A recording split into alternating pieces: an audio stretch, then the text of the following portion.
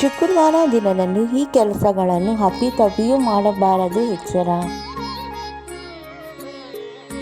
ಶುಕ್ರವಾರ ದಿನದಂದು ಕೂದಲನ್ನು ಕತ್ತರಿಸಬಾರದು. ಶುಕ್ರವಾರ ದಿನದಂದು ಉಗುರುಗಳನ್ನು ಕತ್ತರಿಸಬಾರದು. ಶುಕ್ರವಾರ ದಿನದಂದು ಮಾಂಸಾಹಾರವನ್ನು ಸೇವಿಸಬಾರದು. ಶುಕ್ರವಾರ ದಿನದಂದು ಹೆಂಗಸರು ಕಣ್ಣೀರು ಹಾಕಬಾರದು.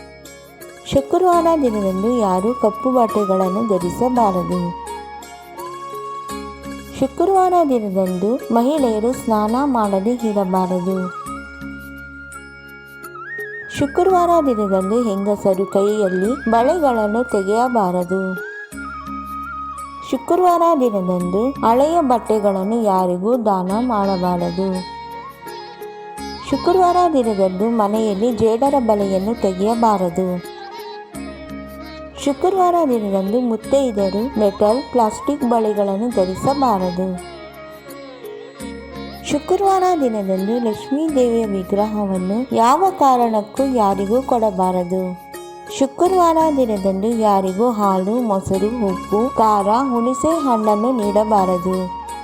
ಶುಕ್ರವಾರ ದಿನದಂದು ಮನೆಯ ಮುಂದೆ ತೊಳೆಯದೆ ರಂಗೋಲಿಯನ್ನು ಹಾಕದೆ ಇರಬಾರದು.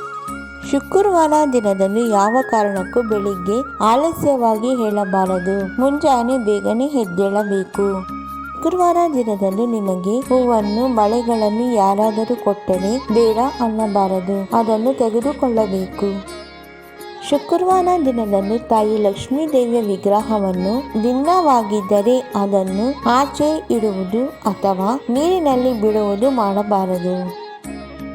ಶುಕ್ರವಾರ ದಿನದಂದು ಸ್ನಾನದ ನಂತರ ಒಗೆದ ಬಟ್ಟೆಗಳನ್ನು ಮಾತ್ರವೇ ಧರಿಸಬೇಕು. ಯಾವ ಕಾರಣಕ್ಕೂ ತೆಗೆದ ಬಟ್ಟೆಗಳನ್ನು ಧರಿಸುವುದರಿಂದ ದರಿದ್ರವನ್ನು ಬರಮಾಡಿಕೊಂಡಂತೆ. ಶುಕ್ರವಾರ ದಿನದಂದು ಯಾರಿಗೂ ಸಾಲ ಕೊಡಬಾರದು ಹಾಗೂ ತೆಗೆದುಕೊಳ್ಳಬಾರದು. ಹೀಗೆ ಮಾಡುವುದರಿಂದ ನಿಮ್ಮ ಕುಟುಂಬದವರಿಗೆ ಅನಾರೋಗ್ಯದ ಸಮಸ್ಯೆ ತಲೆದೂರುತ್ತದೆ.